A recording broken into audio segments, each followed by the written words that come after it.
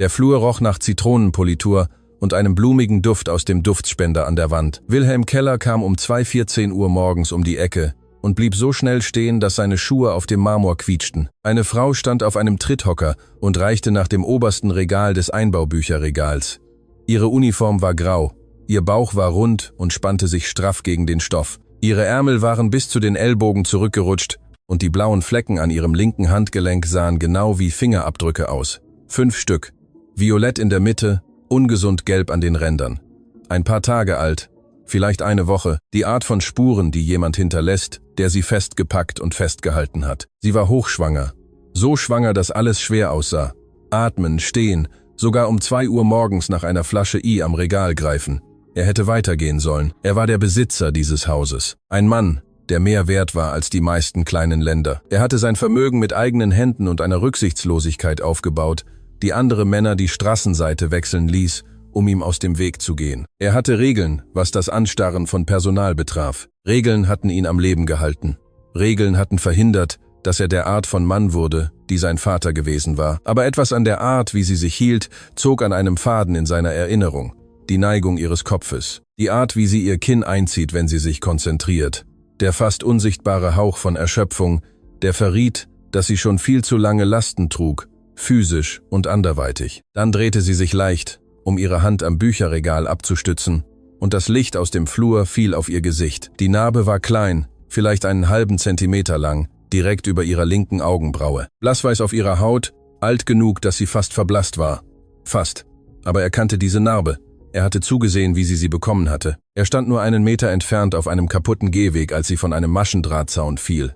Sie jagte seinem Drachen hinterher. Der Zaun hatte gewackelt, sie war auf ihr Gesicht gefallen. Und er hatte zugesehen, wie das Blut ihre Wange hinunter und in ihr Auge lief, und sie hatte es mit dem Handrücken weggewischt und ihm gesagt, er solle nicht weinen. Jahre her, in einer Gasse, die nicht mehr so existierte, wie sie sich erinnerten. Sie war einer der wichtigsten Menschen in seiner Welt gewesen. Die Person, die er beschützt hatte, ohne es zu merken. Der Junge, der sie zur Schule brachte und die Kinder verjagte, die sich über ihre gebrauchten Kleider lustig machten. Ihr Name war Sarah Müller und sie war seine beste Freundin gewesen, bis in der Nacht, als ihre Familie ihre Wohnung an der Stadtheimweg einpackte und verschwand, als hätte es sie nie gegeben. Und jetzt war sie hier in seinem Haus, schwanger, verletzt, um 2 Uhr morgens seine Regale putzend. Sie wusste nicht, wer er war. Er machte einen einzigen Schritt vorwärts. Die Bodendiele knarrte. Sie drehte sich um, und für eine gefrorene Sekunde trafen sich ihre Blicke. Sie erkannte ihn nicht, aber sie sah etwas in seinem Gesicht, das ihre Hand zur Kehle fliegen ließ. Er hatte sich verändert. Anderer Nachname. Keller, nicht der Name, den sie gekannt hätte. Sein Gesicht war voller geworden, schärfer, hatte eine markante Kieferlinie und einen Bart bekommen. Und die Art von müden Augen, die vom Aufbau eines Imperiums aus dem Nichts kamen. Der Junge, der am Stadtheimweg Drachen steigen ließ, war unter Schichten von Sitzungssälen und Privatjets und unterzeichneten Verträgen begraben. Er war jemand anderes geworden. Jemand Härteres. Jemand, der Männer zum Betteln und Frauen zum Weinen und Feinde zum Verschwinden gebracht hatte. Aber sie war genau die gleiche. Älter, ja. Müde auf eine Art, die tiefer ging als Schlafmangel. Aber das gleiche dunkle Haar jetzt zu einem tiefen Knoten zurückgebunden, statt wild über ihren Rücken zu fallen. Die gleichen braunen Augen mit dem kleinen Goldfleck I am linken. Dieselbe Art, wie sie sich auf die Unterlippe biss, wenn sie nachdachte. Dieselbe kleine Narbe. »Entschuldigen Sie«, sagte sie schnell, als sie vom Hocker stieg. Ihre Stimme war kurzatmig, nervös. »Ich wollte Sie nicht stören. Ich komme später wieder.« »Warten Sie.« Das Wort kam härter heraus, als er beabsichtigt hatte. Sie erstarrte. Ihre Hand wanderte zu ihrem Bauch, eine schützende Geste, die automatisch wirkte. Er sah, wie ihre Augen zur Tür huschten und die Entfernung abschätzten. Sie hatte Angst vor ihm. Natürlich hatte sie das. Sie kannte ihn nicht. Sie sah nur einen großen Mann in einem teuren Anzug, der um 2 Uhr morgens in einem dunklen Flur stand. Er milderte seine Stimme. »Sie müssen nicht gehen. Ich war nur auf dem Durchgang.« Sie nickte, entspannte sich aber nicht. Ihre Schultern blieben angespannt. Ihr Gewicht verlagerte sich auf den hinteren Fuß, bereit zur Flucht. Er bemerkte, wie sie ihren linken Arm eng an ihren Körper presste, als würde eine Bewegung schmerzen. Die blauen Flecken waren jetzt verborgen, aber er konnte sie noch in seinem Kopf sehen. 5 Finger. Jemand hatte sie festgepackt, und sie hatte panische Angst, dass dieser jemand er sein könnte. »Sie arbeiten in der Nachtschicht?« fragte er. Ein einziges Wort, keine Erklärung. »Jede Nacht?« Dienstag bis Samstag. Das ist ein harter Zeitplan. Besonders mit dem Baby. Ihre Hand spannte sich um ihren Bauch. Ich schaffe das. Er wollte ihren Namen sagen. Er wollte sagen, Sarah, ich bin's. Es ist Will. Erinnerst du dich nicht an den Drachen, den Zaun, die Narbe? Aber etwas hielt ihn auf. Vielleicht Angst. Oder die Last jahrelanger unbeantworteter Fragen. Er hatte sie gesucht. Er hatte Privatdetektive angeheuert. Er hatte ein Vermögen ausgegeben, um das Mädchen zu finden, das vom Stadtheimweg verschwunden war. Und jetzt war sie hier, und er konnte die Worte nicht herausbringen. Sie verlagerte ihr Gewicht erneut. Ich sollte gehen. Ich muss noch den Ostflügel fertigstellen. Natürlich. Er trat zurück und gab ihr Raum. Ich lasse sie arbeiten. Sie nickte einmal, drehte sich dann um und ging zum Serviceaufzug. Sie sah nicht zurück. Die Aufzugtüren schlossen sich, und er war allein am Flur. Er stand einen langen Moment da und starrte auf die Messingtüren. Dann ging er in sein Arbeitszimmer, schloss die Tür und setzte sich in die Dunkelheit. Seine Hände zitterten. Er hatte Jahre damit verbracht, ein Leben aufzubauen, das die Lücke füllen sollte, die sie hinterlassen hatte. Das Geld, das Haus, die Geschäfte, die andere Männer zittern ließen, die Gewalt, die er am Namen seines Imperiums ausgeübt hatte. Nichts davon bedeutete etwas. Nichts davon hatte jemals etwas bedeutet, denn sie war immer noch da, in einem verschlossenen Raum in seiner Brust. Das Mädchen, das Blut aus ihrem Auge wischte und ihm sagte, sie sei in Ordnung. Und jetzt war sie hier, in seinem Haus. Und jemand hatte sie so festgepackt, dass fingerförmige blaue Flecken an ihrem Handgelenk zurückgeblieben waren. Er nahm sein Telefon, der Bildschirm glühte in der Dunkelheit. Er wusste, sobald er diesen Anruf machte, gab es kein Zurück mehr. Er würde alles wissen. Und dann müsste er entscheiden, welche Art von Mann er wirklich war. Beschaffen Sie mir alles über das Reinigungspersonal der Nachtschicht, sagte er. Seine Stimme war tief, ruhig. Die Stimme, die er in Vorstandssitzungen benutzte, wenn er dabei war, einen Konkurrenten zu zerstören. Jeder Name, jede Adresse, jede Akte. Ich will es morgen früh auf meinem Schreibtisch haben. Die Stimme am anderen Ende zögerte. Sir, es ist fast 4 Uhr morgens. Dann haben Sie 3 Stunden. Er legte auf. Er schlief nicht. Er saß in seinem Arbeitszimmer und starrte an die Decke, während er jede Erinnerung, die er an Sarah Müller hatte, durchging. Die Art, wie sie lachte, wie sie ihn immer bei Straßenspielen besiegte, wie sie seine Hand hielt, als seine Mutter krank war. Die Akte kam um 6:47 Uhr morgens an, gedruckt und gebunden, und lag auf seinem Schreibtisch, als er von einer Dusche zurückkam, an die er sich kaum erinnerte. Er öffnete sie auf der ersten Seite. Sarah Müller, 29 Jahre alt, vor 8 Monaten eingestellt, frühere Anstellungen. Reinigungskraft in einem großen Hotel in Winterthur, einem Reinigungsdienst in Baden und davor in einem Restaurant, wo sie 3 Jahre lang als Kellnerin gearbeitet hatte. Keine Referenzen aufgeführt, kein Notfallkontakt, keine Adresse außer einem Postfach in einem Dorf, von dem er noch nie gehört hatte. Die Notizen aus ihrem Vorstellungsgespräch besagten, sie sei ruhig, zuverlässig und habe für sich behalten. Der Manager hatte an den Rand geschrieben, schwanger, hat es nicht erwähnt. Unsicher, wie weit. Scheint vor etwas Angst zu haben. Er blätterte um. Ein Foto war angehängt. Ein Führerscheinfoto von vor 4 Jahren, als sie in einem anderen Kanton gelebt und einen anderen Nachnamen hatte. Müller war ihr Mädchenname. Sie war verheiratet gewesen. Die Heiratsurkunde war in der Akte aus öffentlichen Registern kopiert. Sarah Müller hatte Derek Vance vor 6 Jahren bei einer Zivilzeremonie in Luzern geheiratet. Er las weiter. Ein Polizeibericht von vor 3 Jahren. Häusliche Störung. Nachbarn hatten angerufen, als sie Schreie hörten. Beamte fanden Sarah auf dem Küchenboden. Ein blauer Fleck bildete sich auf ihrer Wange. Ihr linkes Handgelenk war geschwollen. Sie hatte den Beamten gesagt, sie sei gestürzt. Es wurden keine Anzeigen erstattet. Ein weiterer Bericht von vor 2 Jahren. Diesmal war sie ins Spital gegangen. Eine gebrochene Rippe, ein blaues Auge, eine Schnittwunde an der Kopfhaut, die 4 Stiche erforderte. Sie hatte den Ärzten gesagt, sie sei überfallen worden. Das Spital hatte trotzdem die Polizei gerufen. Als diese eintraf, hatte sie sich selbst entlassen. Eine vor Monaten eingereichte Schutzanordnung. Sie hatte einen Anwalt engagiert, war vor Gericht gegangen, hatte eine einstweilige Schutzanordnung erhalten. Sie hatte 2 Wochen gehalten, dann hatte sie zurückgezogen. Der Grund war nicht in der Akte. Und dann verschwand sie. Keine Scheidungsanträge, keine rechtliche Trennung. Sie hatte einfach eine Tasche gepackt und war gegangen. Die Polizei hatte keinen Vermisstenbericht. Derek Vance hatte keinen eingereicht. Entweder war es ihm egal, oder er wusste genau, wo sie war. Will schloss die Akte und presste die Handflächen gegen seine Augen. Sein Kiefer spannte sich an.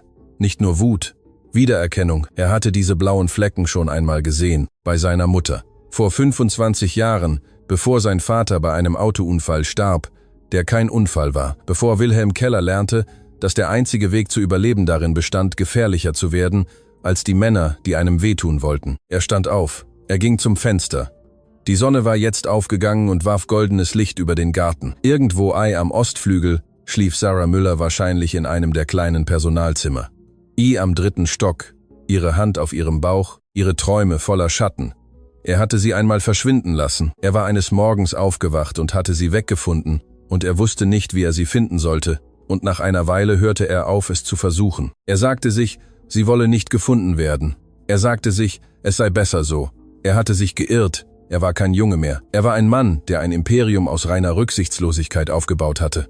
Er hatte Geld, er hatte Ressourcen, er hatte Sicherheitsleute, die in Spezialkräften gedient hatten, und Anwälte, die Probleme verschwinden lassen konnten. Und er hatte eine Dunkelheit in sich, die er normalerweise vergraben hielt, eine Fähigkeit zur Gewalt, die er bisher nur am Geschäftsleben eingesetzt hatte. Bis jetzt. Er nahm sein Telefon wieder. Ich brauche einen Sicherheitsdienst für den Ostflügel. 24 Stunden. Niemand kommt ohne meine Zustimmung rein oder raus. Und ich brauche eine Hintergrundüberprüfung von Derek Vance. Alles. Strafregister, bekannte Adressen. Ich will wissen, was er zum Frühstück isst. Ich will wissen, wovor er Angst hat. Ich will wissen, wie man ihn bricht. Er legte auf. Er sah sich das Foto von Sarah Müllers Führerschein an. Sie lächelte auf dem Bild. Ein echtes Lächeln. Nicht diese hohle Miene, die sie am Flur getragen hatte. Sie sah jünger aus, glücklicher, vor den gebrochenen Rippen und den blauen Augen und den fingerförmigen Prellungen. Er würde herausfinden, was mit diesem Mädchen passiert war. Und er würde sicherstellen, dass der Mann, der sie dieser Welt entrissen hatte, für jeden einzelnen blauen Fleck bezahlen würde. Er hatte schon Männer verschwinden lassen. Still, dauerhaft. Derek Vance hatte keine Ahnung, was auf ihn zukam. Sie kam in dieser Nacht zurück. Er wartete in der Bibliothek, saß sie am Ledersessel am Kamin, ein Buch auf dem Schoß. Das Feuer brannte niedrig und warf lange Schatten auf den Perserteppich. Er hatte den Wachmann aus dem Flur entlassen. Dies war ein Gespräch, das er allein führen musste. Um 2:07 Uhr morgens kam sie durch die Tür. Sie sah ihn sofort. Ihr Schritt stockte nur eine Sekunde. Und dann ging sie weiter. Sie trug ihren Putzwagen auf die andere Seite des Zimmers und begann, die Bücherregale abzuwischen. Ihr Rücken war ihm zugewandt. Ihre Schultern waren angespannt. Er konnte ihren Puls an ihrem Hals schlagen sehen. Er ließ sie 5 Minuten lang arbeiten. Die Stille spannte sich wie ein fester Draht zwischen ihnen. Dann sagte er, du musst nicht so tun, als ob du nicht wüsstest, wer ich bin. Sie drehte sich nicht um. Ich weiß nicht, wovon sie reden. Sarah, ihre Hände hörten auf, sich zu bewegen. Sie stand ganz still da, das Tuch gegen das Regal gepresst. Ich weiß, dass du es bist, sagte er. Ich wusste es, als ich dich das erste Mal sah. Die Narbe. Die Art, wie du stehst, die Art, wie du dein Kinn einziehst, wenn du dich konzentrierst. Ich würde dich überall erkennen. Sie drehte sich langsam um. Ihr Gesicht war blass, ihre Augen weit. Sie sollten nicht hier sein. Sie sind nie um diese Zeit hier. Ich habe nachgesehen. Sie haben meinen Zeitplan überprüft. Ich habe den ganzen Hausplan überprüft. Ich musste wissen, wo sie sein würden. Ich arbeite seit 8 Monaten hier und habe sie kein einziges Mal gesehen. Ich dachte, ich wäre in Sicherheit. In Sicherheit wovor? Sie antwortete nicht. Sicherheit vor mir? Fragte er. Nein, das Wort kam zu schnell heraus. Nicht vor Ihnen, nie vor Ihnen. Dann wovor? Sie blickte auf ihre Hände. Die blauen Flecken an ihrem Handgelenk waren von ihren Ärmeln verdeckt, aber er wusste, dass sie da waren. Er hatte sie gesehen, er hatte ihre Form auswendig gelernt. Mein Mann, sagte sie leise. Sein Name ist Derek Vance. Ihr Kopf schnellte hoch. Woher wissen Sie das? Ich habe jemanden nach Ihnen suchen lassen. Nachdem ich die blauen Flecken gesehen hatte. Sie hatten kein Recht dazu. Ich hatte jedes Recht. Seine Stimme war jetzt kalt. Die Stimme, die erwachsene Männer in Verhörräumen zum Weinen gebracht hatte. Jemand verletzt dich in meinem Haus. Das macht es zu meiner Angelegenheit. Und ich bin kein Mann, der es duldet, dass jemand meinem besten Freund wehtut. Sie zuckte zusammen. Das habe ich nicht verlangt. Ich kann die Dinge selbst regeln will. Das tue ich schon lange. Ich werde niemals zulassen, dass dir jemand wieder wehtut. Er stand auf. Das Kaminlicht fing sein Gesicht ein, und für einen Moment sah sie etwas darin, das sie einen Schritt zurücktreten ließ. Etwas Gefährliches. Etwas, das sie in dem Jungen, an den sie sich erinnerte, nie gesehen hatte. Sie sah ihn an, als sähe sie einen Fremden. Was ist mit dir passiert, Will? Du warst nie so. Du warst lieb. Liebsein hält dich am Stadtheimweg nicht am Leben. Er ging langsam und bedächtig auf sie zu. Liebsein baut kein Imperium auf. Liebsein schützt die Menschen nicht, die du liebst. Ich wurde, was ich werden musste. Und am Moment bin ich das Einzige, was zwischen dir und einem Mann steht, der dir seit 6 Jahren wehtut. Sie lachte. Ein kurzes, bitteres Geräusch. Ihr Haus. Richtig. Ich habe es vergessen. Sie sind jetzt Wilhelm Keller, Milliardär, Philanthrop, Mann des Jahres. Sie schüttelte den Kopf. Der Junge, den ich kannte, hätte nie jemandes private Akten durchgesehen. Der Junge, den du kanntest, hat jahrelang nach dir gesucht. Die Worte schwebten zwischen ihnen. Sarahs Gesicht zerfiel. Nur für eine Sekunde. Dann fasste sie sich wieder. Du hättest nicht nachsehen sollen. Warum nicht? Weil ich nicht gefunden werden wollte. Du bist hier, in meinem Haus. Du bist vor 8 Monaten in mein Haus gegangen und hast meine Böden geputzt. Du dachtest nicht, dass ich es irgendwann bemerken würde. Ich wusste nicht, dass es dein Haus ist. Du bist jetzt ein Milliardär. Ich bin eine Hausangestellte. Wir bewegen uns in verschiedenen Welten. Wir sind in derselben Gasse aufgewachsen. Das war vor langer Zeit. Nicht lange genug, um es zu vergessen. Sie schloss die Augen. Als sie wieder öffnete, waren sie feucht von Tränen. Was willst du, dass ich sage, Will? Willst du, dass ich mich entschuldige? Willst du, dass ich erkläre, warum meine Familie mitten in der Nacht gegangen ist? Willst du, dass ich dir von jedem schlimmen Ding erzähle, das mir passiert ist, nachdem ich den Stadtheimweg verlassen habe? Ich will, dass du mir alles erzählst. Alles? Sie presste ihre Hand auf ihren Bauch. Die Wahrheit ist, dass mein Vater ein Spieler war. Er schuldete Leuten Geld, die ihn umbringen würden, wenn er nicht zahlte. Wir gingen, weil wir mussten, eines Nachts. Keine neue Adresse, kein Abschied. Wir stiegen in ein Auto und fuhren, bis wir nicht mehr fahren konnten. Und wir sind nie zurückgegangen. Du hättest anrufen können, einen Brief schreiben, irgendetwas. Mein Vater hatte panische Angst. Meine Mutter weinte jede Nacht. Ich hatte keine Telefonnummer von dir. Ich hatte keine Adresse. Alles, was ich hatte, war die Erinnerung an einen Jungen mit einem Drachen und einen Zaun und eine Narbe in meinem Gesicht, die nie verschwinden würde. Er stand auf.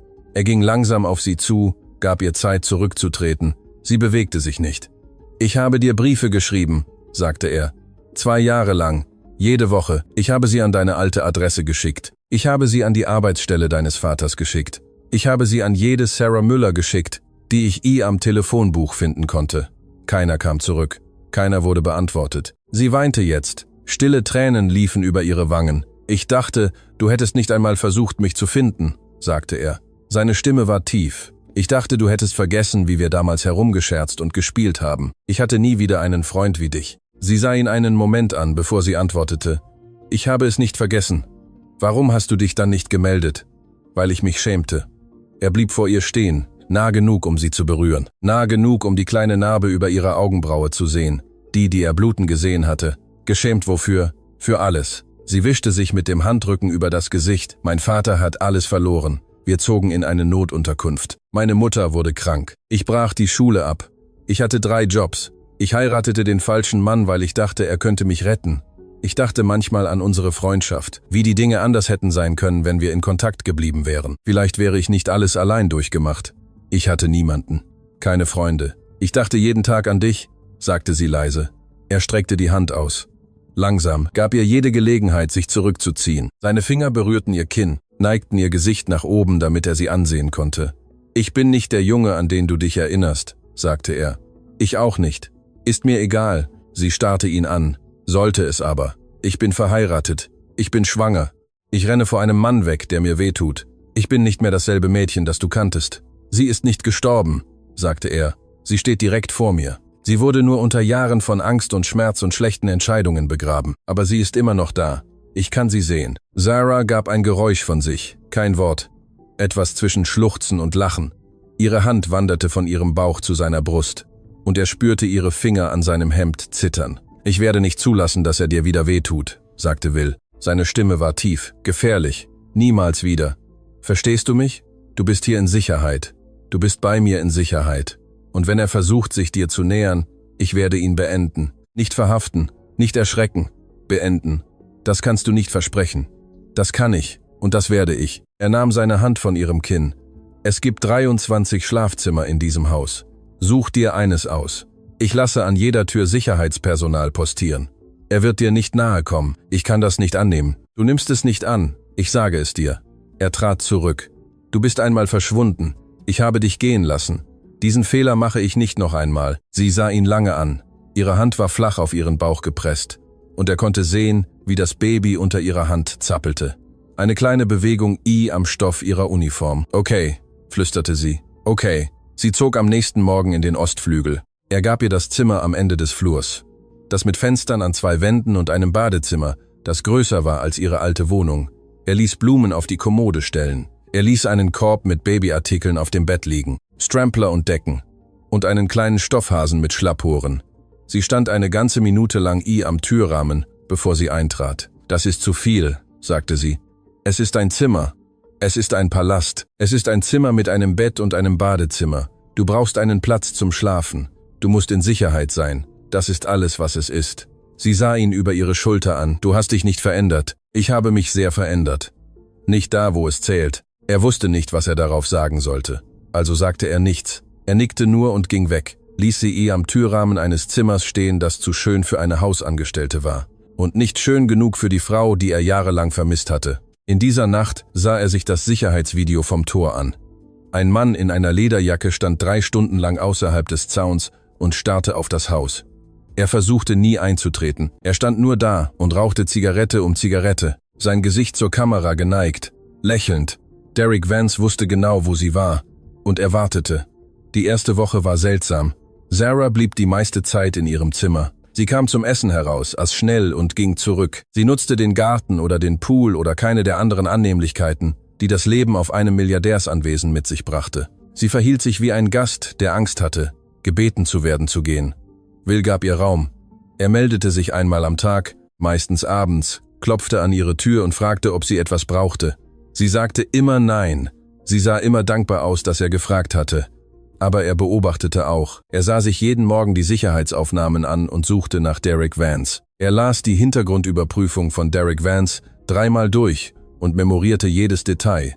Derek Vance hatte ein Strafregister, das 15 Jahre zurückreichte. Körperverletzung, Misshandlung, Hausfriedensbruch, eine Schutzanordnung von einer früheren Freundin, die verschwunden war, nachdem sie die Anzeige zurückgezogen hatte. Er war die Art von Mann, der eine Spur von gebrochenen Menschen hinter sich ließ. Und jetzt wollte er Sarah zurück. In der 3. Nacht hatte Will einen Traum. Er war wieder jung und brachte Sarah von der Schule nach Hause. Eine Gruppe älterer Jungen umzingelte sie, verspottete sie, schubste sie. Einer von ihnen schnappte sich Sarahs Rucksack. Will trat vor, sein Herz pochte und sagte, »Lasst sie in Ruhe.« Die Jungen lachten. Der Größte schubste ihn zu Boden. Aber Will stand wieder auf. Er stand wieder auf und schlug zu. Und er schlug immer weiter, bis die Jungen wegrannten. Seine Knöchel bluteten, seine Lippe war gespalten. Aber Sarah war in Sicherheit. Er wachte mit rasendem Herzen auf. Der Traum fühlte sich wie eine Warnung an. Er hatte sie damals beschützt. Er würde sie jetzt beschützen, aber diesmal stand mehr auf dem Spiel. Diesmal war der Mann, mit dem er kämpfte, kein Schläger auf einem Gehweg. Diesmal war der Mann ein Raubtier, das wusste, wie man wartet. Am 8. Tag kam sie in Jeans und Pullover herunter. Ihre Haare waren offen. Ihr Gesicht war von der Erschöpfung, die dort gelebt hatte, reingewaschen. »Ich muss etwas tun«, sagte sie. »Wie was?« »Ich habe vor Derek gekocht. Es hat mir gefallen. Es hat mich normal fühlen lassen.« Er führte sie in die Küche. Es war eine Profiküche, alles aus Edelstahl und Marmorarbeitsplatten, größer als die meisten Wohnungen. Sarah blieb am Türrahmen stehen und lachte. »Das ist lächerlich«, sagte sie. »Es ist funktional. Es ist obszön. Hier mache ich Toast.« Sie lachte wieder, und das Geräusch lockerte etwas in seiner Brust. Er hatte sie seit ihrer Kindheit nicht mehr lachen gehört. Sie kochte an diesem Abend Pasta mit Tomaten und Knoblauch und frischem Basilikum aus dem Garten, von dessen Existenz sie nichts wusste. Sie bewegte sich in der Küche, als gehörte sie dorthin, ihr Bauch stieß gegen die Arbeitsplatte, ihre Hände waren sicher und ruhig. Er saß auf einem Hocker an der Insel und beobachtete sie. »Du starrst«, sagte sie. »Ich beobachte. Ist doch dasselbe. Andere Absichten.« Sie blickte ihn an. Ein kleines Lächeln spielte um ihren Mundwinkel. Immer noch charmant? Immer noch ehrlich. Sie drehte sich zum Herd zurück. Das habe ich vermisst. Kochen? In einer Küche zu sein, die sich sicher anfühlte. Sie rührte die Soße um. Derek mochte es nicht, wenn ich kochte. Er sagte, es sei Zeitverschwendung. Er sagte, ich solle etwas Nützliches tun. So wie was? Putzen, Wäsche, Dinge, die ihm nützten. Ihre Stimme war flach.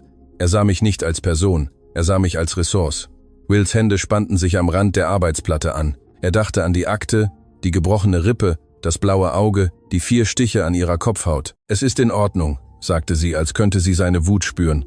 »Ich bin jetzt raus. Ich bin hier. Das ist es, was zählt. Es ist nicht in Ordnung. Was er dir angetan hat, ist nicht in Ordnung. Ich weiß. Weißt du das? Weil du dich ständig dafür entschuldigst, dass du existierst. Du tust immer so, als hättest du kein Recht auf deinen Platz. Sie stellte den Löffel ab und drehte sich zu ihm. Ich arbeite daran. Arbeite schneller. Sie lachte wieder. Und diesmal war es voller. Reicher. Du bist herrisch. Ich bin ein Milliardär. Das gehört dazu. Ist das, was du jetzt bist? Ein Milliardär? Das sagen die Magazine. Gefällt es dir? Er überlegte die Frage. Niemand hatte ihn das je zuvor gefragt. Sie fragten nach seinem Geld, seinen Häusern, seinen Autos, seinen Geschäften. Niemand fragte, ob es ihm gefiel. Nein, sagte er schließlich. Es ist nur etwas, das ich bin. Es ist nicht, wer ich bin. Wer bist du dann? Er sah sie an, die Narbe über ihrer Augenbraue, die müden Augen, die endlich weniger müde aussahen, das kleine Lächeln, das anfing, echt auszusehen. Ich bin der Junge, der am Stadtheimweg Drachen steigen ließ, sagte er. Ich bin der Junge, der dich von einem Zaun fallen und bluten sah. Ich bin der Junge, der dir 2 Jahre lang Briefe schrieb. Ich bin der Junge, der nie aufgehört hat, nach dir zu suchen. Und ich bin der Mann, der diese Welt niederbrennen wird, wenn jemand versucht, dir wieder weh zu tun. Ihr Lächeln verblasste. Will, ich verlange nichts. Ich sage dir nur die Wahrheit. Er stand auf. Das Abendessen riecht gut. Ich lasse dich fertig machen. Er verließ die Küche, bevor sie antworten konnte. Sein Herz pochte. Er hatte feindliche Übernahmen und Milliardengeschäfte und Männer, die ihn für einen Bruchteil seines Vermögens töten würden, überstanden. Nichts davon hatte ihn je so sehr geängstigt wie Sarah Müller, weil sie ihn brechen konnte. Sie hatte ihn gebrochen, als sie nur ein Mädchen war, das auf einem Gehweg blutete. Und sie hatte ihn wieder gebrochen, als sie verschwand. Und sie brach ihn jetzt, indem sie einfach in seiner Küche stand und ihm Abendessen kochte. Und er würde es zulassen. Er würde zulassen, dass sie ihn 1000-mal brach, weil sie es wert war. In dieser Nacht alarmierte das Sicherheitssystem ihn über Bewegung am Osttor. Derek Vance war zurück. Aber diesmal war er nicht allein. 2 weitere Männer waren bei ihm. Sie standen am Schatten, knapp außerhalb des Grundstücks, und beobachteten. Will beobachtete sie zurück und traf eine Entscheidung. Wenn Derek einen Krieg wollte, würde er einen bekommen. Am 12. Tag machte Derek Vance seinen Zug.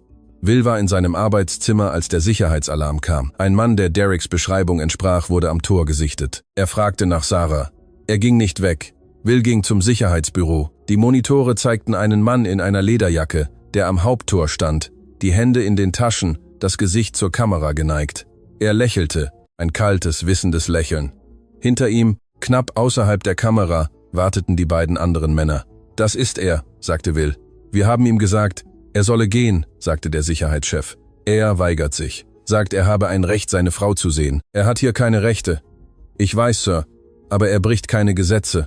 Er steht auf einem öffentlichen Gehweg. Wir können ihn nicht entfernen, es sei denn, er versucht, das Grundstück zu betreten. Will starrte auf den Bildschirm. Derek Vance lächelte immer noch. Er wusste genau, was er tat. Er sendete eine Nachricht. Ich weiß, wo du bist. Ich kann warten. Und ich habe Freunde. Erhöhen Sie die Patrouillen um den Ostflügel, sagte Will. Niemand kommt in ihre Nähe. Und wenn er auch nur das Tor berührt, rufen Sie die Polizei. Aber bevor Sie das tun, rufen Sie mich an. Ich will dabei sein. Er verließ das Sicherheitsbüro und ging zu Sarahs Zimmer. Er klopfte leise. Sie öffnete die Tür. Ihr Gesicht war blass. Er ist hier, nicht wahr? Woher wusstest du das? Ich habe es gefühlt. Sie presste ihre Hand auf ihren Bauch. Das Baby tritt. Sie tritt immer, wenn ich Angst habe. Sie? Ich weiß es nicht genau. Ich habe einfach das Gefühl, es ist ein Mädchen. Hast du über Namen nachgedacht? Sie sah ihn seltsam an. Du willst jetzt über Babynamen reden? Ich will über alles reden, nur nicht über ihn. Sie war einen Moment lang still. Dann trat sie von der Tür zurück. Komm rein. Er war noch nie in ihrem Zimmer gewesen. Es war ordentlich, fast karg. Die Blumen, die er geschickt hatte, standen auf der Kommode. Der Stoffhase lag auf dem Bett. Ein paar Bücher waren auf dem Nachttisch gestapelt. Liebesromane, die mit glücklichem Ende. Ich dachte an Grace, sagte sie und setzte sich auf den Bettrand. Oder vielleicht Hope. Etwas, das wie eine zweite Chance klingt. Grace ist wunderschön. Grace Müller, nicht Grace Vance. Niemals. Ihr Kiefer spannte sich an. Sie wird niemals seinen Namen tragen. Will setzte sich auf den Stuhl ihr gegenüber. Du brauchst eine Anwältin. Eine gute. Jemand, der sicherstellen kann, dass Derek dieses Baby nie berührt. Ich kann mir keine gute Anwältin leisten. Ich kann. Sie schüttelte den Kopf. Ich kann nicht immer weiter Dinge von dir annehmen. Du nimmst nicht. Ich gebe. Das ist ein Unterschied. Für mich nicht. Er beugte sich vor. Sarah, sieh mich an. Sie sah, ich habe mehr Geld, als ich jemals ausgeben werde. Ich habe Häuser, die ich nie besuche, Autos, die ich nie fahre, Kleider, die ich nie trage, Nichts davon bedeutet etwas, aber dir zu helfen, dich sicher zu halten, sicherzustellen, dass dieser Mann dich nie wieder anfasst. Das bedeutet etwas. Das ist das Erste, das seit sehr langer Zeit etwas bedeutet hat. Ihre Augen füllten sich mit Tränen. Warum ist es dir so wichtig? Nach allem, nach so vielen Jahren, warum ist es dir immer noch wichtig? Weil ich nie aufgehört habe. Sie weinte dann. Nicht die stillen Tränen von zuvor, sondern echtes Weinen mit Schluchzen, die ihren ganzen Körper erschütterten. Er ging zum Bett und setzte sich neben sie, und sie lehnte sich an ihn, ihren Kopf auf seiner Schulter, ihr Bauch presste sich gegen seine Seite. Er legte seinen Arm um sie. Er hielt sie, während sie weinte, und er dachte an das Mädchen am Stadtheimweg, das für ihn geblutet und ihm gesagt hatte, sie sei in Ordnung. Sie war nie in Ordnung gewesen. Er auch nicht. Aber vielleicht, endlich, könnten sie zusammen in Ordnung sein. Außerhalb des Tors zündete Derek Vance eine weitere Zigarette an. Er hatte das Haus stundenlang beobachtet. Er hatte die Lichter am Ostflügel angehen sehen. Er hatte die Silhouette eines Mannes am Fenster gesehen. Sein Lächeln verblasste nie. Er wusste genau, wer Wilhelm Keller war. Und er wusste genau, wie man ihm wehtun konnte. Die Anwältin kam am nächsten Tag. Ihr Name war Margaret Chen und sie war die beste Familienrechtsanwältin des Kantons. Will hatte sie durch eine Stiftung gefunden, die er am Stillen finanzierte, eine, die Frauen half, gefährliche Situationen zu verlassen. Sie hatte Dutzende Fälle wie den von Sarah bearbeitet. Sie wusste genau, wie Männer wie Derek operierten. Sie hatte sie mehrfach vor Gericht geschlagen und hatte nie einen Klienten an einen verloren. Sie war genau die Art von Person, die Will an Sarahs Seite haben wollte. Sie saß 3 Stunden lang mit Sarah zusammen und ging jedes Detail der Ehe, jeden Vorfall von Missbrauch, jeden Spitalbesuch, jeden Polizeibericht durch. Als sie fertig war, schloss sie ihr Notizbuch und sah Sarah mit so etwas wie Respekt an. Sie haben einen starken Fall, sagte sie. Die Schutzanordnung, die sie eingereicht und dann fallen gelassen haben, ist ein Problem. Aber wir können darum herum arbeiten. Das eigentliche Problem ist das Baby. Wenn Derek die Vaterschaft feststellen lässt, kann er Elternrechte beanspruchen. Er ist nicht der Vater. Ich weiß, aber er kann einen Vaterschaftstest erzwingen. Und wenn er das tut, müssen wir dem nachkommen. Sarahs Hand ging zu ihrem Bauch. Was, wenn das Baby geboren wird, bevor das passiert? Dann reichen wir sofort die Scheidung ein und listen den Vater als unbekannt auf. Es ist nicht ideal, aber es ist besser als die Alternative. Tun Sie es. Margaret nickte. Ich werde die Papiere heute beginnen. In der Zwischenzeit verlassen Sie dieses Grundstück nicht. Nehmen Sie keine Anrufe von unbekannten Nummern entgegen. Und wenn Derek Sie direkt kontaktiert, rufen Sie sofort die Polizei. Nicht Will, die Polizei. Verstehen Sie? Sarah nickte. Margaret warf Will einen Blick zu. Und Sie, tun Sie nichts Dummes. Ich kenne Sie, Will. Ich weiß, wozu Sie fähig sind. Wenn Derek am Spital landet, macht das meine Arbeit schwerer. Will sagte nichts. Sein Gesicht war ausdruckslos. Margaret seufzte. Ich melde mich. Nachdem sie gegangen war, saß Sarah lange am Garten. Die Sonne war warm auf ihrem Gesicht. Das Baby bewegte sich. Kleine Flatterbewegungen, die sich wie Schmetterlingsflügel anfühlten. Will fand sie 1 Stunde später dort. Er setzte sich auf die Bank neben sie. Geht es dir gut? Nein. Willst du darüber reden? Nein. Willst du, dass ich gehe? Sie drehte sich um ihn anzusehen. Nein. Sie saßen schweigend da. Der Garten war voller Rosen, rot und rosa und weiß, ihre Blütenblätter weich am Nachmittagslicht. Eine Biene summte irgendwo in der Nähe. Ein Vogel sang vom Eichbaum am Rande des Rasens. Ich stellte mir vor, wie mein Leben wäre, wenn ich geblieben wäre, sagte Sarah leise. Wenn mein Vater nicht all das Geld verloren hätte, wenn wir nicht mitten in der Nacht gegangen wären, wenn ich mutig genug gewesen wäre, dich zu finden. Was hast du dir vorgestellt? Dumme Dinge. Wir wären zusammen zur Uni gegangen, hätten vielleicht geheiratet, Kinder gehabt. Ein normales Leben. Daran ist nichts dumm. Es ist dumm, weil es nicht real ist. Es ist nur eine Geschichte, die ich mir erzählt habe, wenn es schlimm wurde, eine Art zu überleben. Überleben ist nicht dumm. Sie blickte auf ihre Hände. Ich weiß nicht, wie man glücklich ist, Will. Ich hatte so lange Angst, dass ich vergessen habe, wie sich Glück anfühlt. Dann lass mich dich daran erinnern.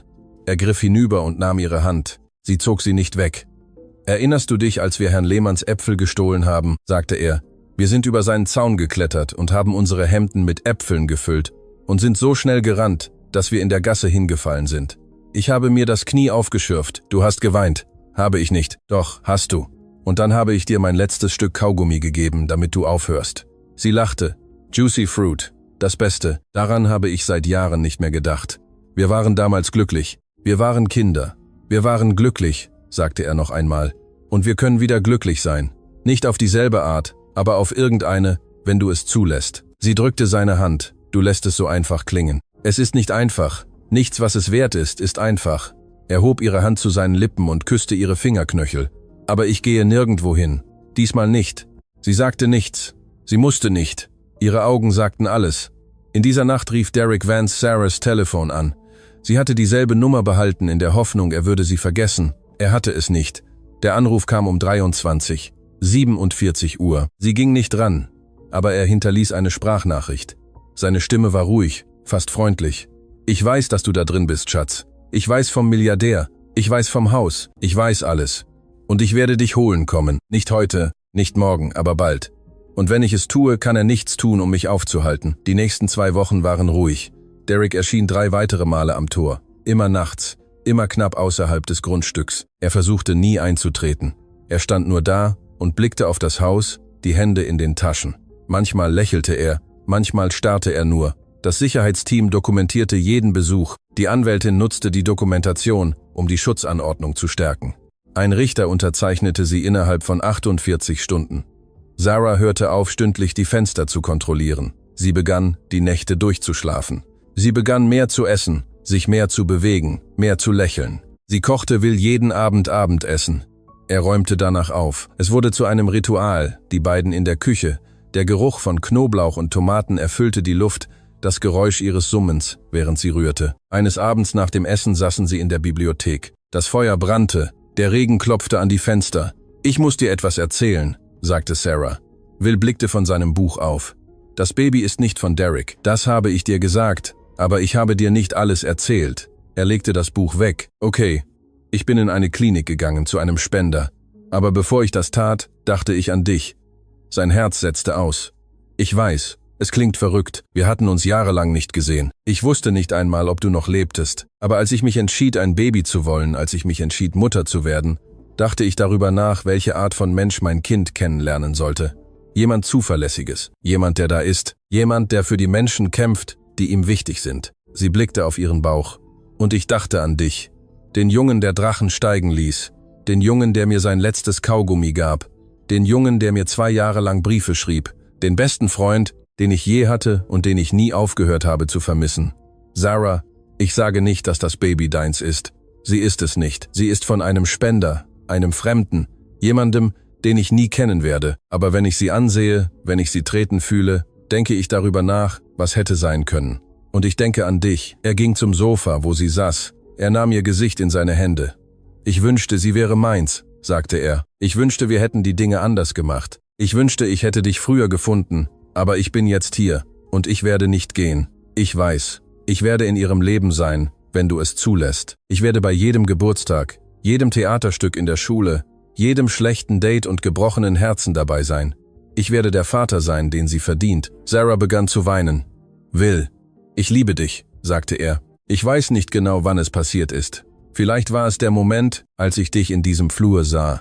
Vielleicht hatte es sich seit der Nacht, als du verschwunden bist, aufgebaut. Aber ich weiß es jetzt. Und ich werde keinen weiteren Tag damit verschwenden, so zu tun, als ob nicht.« Sie küsste ihn. Es war zuerst sanft, zögernd, als hätten beide Angst, der andere würde verschwinden. Dann wurde es tiefer, und er konnte ihre Tränen schmecken, und sie klammerte sich an ihn, als wäre er das Einzige, was sie vom Fallen abhielt. Als sie sich endlich voneinander lösten, lächelte sie. »Ich liebe dich auch«, sagte sie. »Das habe ich nicht erwartet. Aber hier mit dir zu stehen, fühlt sich an, als sei es das Erste, das seit Jahren Sinn ergibt.« Am nächsten Morgen fand Will einen Umschlag unter seiner Arbeitszimmertür. Keine Absenderadresse, darin war ein einziges Foto. Sarah, aus der Ferne aufgenommen, am Garten stehend. Das Foto war vom selben Morgen. Derek Vance war auf dem Grundstück gewesen, was nur eines bedeutete. Das war keine Drohung mehr. Es war ein Countdown. Er hatte die Sicherheitstore passiert. Und er hinterließ eine Nachricht. »Ich kann sie jederzeit erreichen, wenn ich will. Du kannst mich nicht aufhalten.« Es war 3 Uhr morgens. Will war in seinem Arbeitszimmer, als er den Schrei hörte. Er rannte in Sarahs Zimmer und fand sie auf dem Boden, ihr Nachthemd durchnässt, ihr Gesicht weiß vor Schmerz. »Das Baby«, keuchte sie. »Es kommt.« Er rief die Notrufzentrale an. Der Sturm hatte die Straßen unpassierbar gemacht. Ein Krankenwagen konnte nicht durchkommen. »Du musst es tun«, sagte sie. »Was tun?« »Das Baby entbinden. Es gibt niemanden sonst.« Er hatte noch nie in seinem Leben solche Angst gehabt. Nicht während der feindlichen Übernahmen. Nicht während der Verhandlungen, die ihn hätten bankrott machen können. Nicht einmal, als er Männern mit Waffen gegenübergestanden und unversehrt davongekommen war. Aber er tat es. Er befolgte die Anweisungen der Notrufzentrale. Er hielt ihre Hand. Er sagte ihr, sie sei stark. Er sagte ihr, sie könne das schaffen. Und als das Baby kam, als der kleine, glitschige Körper in seine Hände glitt und einen Schrei ausstieß, der den Raum erfüllte, weinte er. Es ist ein Mädchen, sagte er. Sarah lachte durch ihre Tränen. Ist sie in Ordnung? Sie ist perfekt. Er wickelte das Baby in ein Handtuch und legte es auf Sarahs Brust. Die Augen des Babys waren geschlossen, ihre winzigen Fäustchen geballt, ihr Mund suchte. »Hallo, Grace«, flüsterte Sarah. Will saß auf dem Boden neben ihnen, seine Hand auf Sarahs Kopf, sein Herz so voll, dass er dachte, es könnte platzen. Der Krankenwagen traf 20 Minuten später ein. Die Sanitäter übernahmen, schnitten die Nabelschnur durch, untersuchten das Baby, stellten sicher, dass Sarah stabil war. Sie luden beide auf Tragen und fuhren sie zum Krankenwagen. Will fuhr mit. Er hielt Sarahs Hand den ganzen Weg. Im Spital überreichte ihm eine Krankenschwester das Baby, während sie Sarah zur Untersuchung brachten. Er blickte auf Grace. Sie hatte dunkles Haar wie ihre Mutter, und als sie ihre Augen öffnete, waren sie braun mit einem kleinen Goldfleck I am linken Auge. Genau wie Sarah. Genau wie er. Er wusste, es war nicht möglich. Er wusste, das Baby war von einem Spender, einem Fremden, aber als er sie ansah, sie hielt, spürte er, wie sich etwas in seiner Brust verschob. Eine Gewissheit, ein Wissen.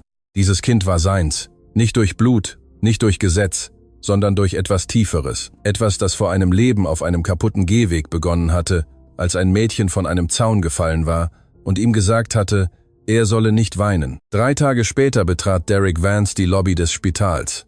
Er schrie nicht. Er war nicht wütend. Er lächelte, wie ein Mann, der bereits wusste, wie dies enden würde. Will war in der Cafeteria, als sein Telefon summte. Sicherheitsalarm. Derek stand am Haupteingang und verlangte, seine Frau zu sehen. Will ging zum Eingang. Derek stand in der Lobby, seine Lederjacke gegen die Kälte hochgezogen, seine Augen hart. Hinter ihm warteten 2 Männer an den Türen. »Keller«, sagte er, »ich hätte es wissen müssen. Geh. Ich gehe nicht ohne meine Frau. Sie ist nicht mehr deine Frau. Die Scheidung wurde gestern rechtskräftig.« Dereks Gesicht zuckte.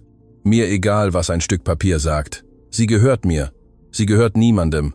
Das ist mein Kind da drin. Sie ist es nicht.« Will trat näher. »Das Baby ist nicht deins. Es war nie deins. Du hast jeden Anspruch auf Sarah verloren, als du das erste Mal deine Hände an sie gelegt hast.« Dereks Hände ballten sich zu Fäusten. »Du weißt nichts über uns.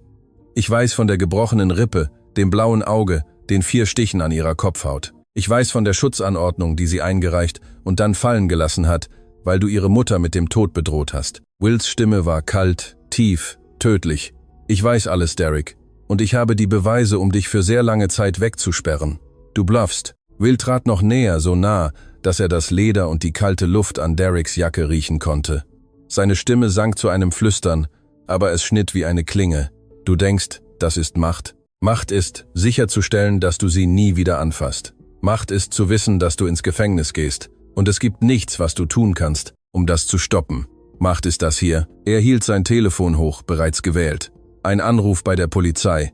Und dein Leben ist vorbei. Nicht ihres, deines.« Dereks Gesicht wurde weiß. Will blinzelte nicht. »Geh jetzt, bevor ich diesen Anruf mache. Und bevor ich entscheide, dass Gefängnis zu gut für dich ist.« Einen langen Moment bewegte sich niemand. Die Sicherheitsleute hatten ihre Hände an ihren Waffen. Dereks Männer verschoben sich unruhig hinter ihm. Derek starrte Will mit so etwas wie Hass, aber auch Angst an. Echter Angst. »Das ist nicht vorbei«, sagte er schließlich. »Doch, ist es.« Will gab den Wachen ein Zeichen. »Eskortieren Sie ihn hinaus. Wenn er sich diesem Spital wieder auf 150 Meter nähert, rufen Sie die Polizei. Und wenn er Sarah Müller auch nur ansieht, rufen Sie mich an. Ich kümmere mich persönlich darum.« Die Wachen bewegten sich vorwärts. Derek ging mit ihnen, aber er blickte über seine Schulter zurück, seine Augen brannten vor Hass. Will sah ihm nach. Dann ging er zurück zu Sarahs Zimmer. Sie saß am Bett, Grace in ihren Armen. War das er? Ja. Wollte er? Dasselbe, was er immer will. Kontrolle. Ist er weg? Er ist weg. Und er kommt nicht zurück. Will setzte sich auf den Bettrand. Die Polizei verhaftet ihn, während wir sprechen. Verletzung der Schutzanordnung, Körperverletzung, Stalking. Er kommt ins Gefängnis, Sarah. Für lange Zeit. Sie blickte auf Grace. Dann sah sie Will an. Tränen liefen über ihre Wangen, aber sie lächelte. »Es ist vorbei«, flüsterte sie. »Es ist vorbei«, sagte er. Sie lehnte ihren Kopf an seine Schulter. Grace schlief friedlich in ihren Armen. Und zum ersten Mal seit Jahren war Sarah Müller in Sicherheit.